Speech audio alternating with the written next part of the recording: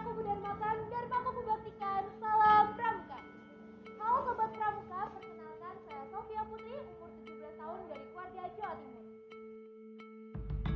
Sedikit cerita tentang kegiatan pramuka yang saya ikuti, diantaranya saya pernah menjadi panitia dalam kegiatan Galang Scout Competition 5 se-Jawa Timur tahun 2021. Ikut serta dalam kegiatan Giat Bakti Pramuka Peduli, juga mengikuti beberapa lomba, mulai dari lomba video materi kepramukaan, Lover Scout Competition, dan sebagai penutup yaitu lomba Giat Tangkas Pramuka Penegak Perkasa 5 tingkat nasional. Motivasi saya dalam mengikuti pemilihan Duta Pramuka Indonesia ini yaitu untuk mencari ilmu dan menerapkan ilmu yang pernah saya dapatkan. Yang terpenting tentunya mencari pengalaman.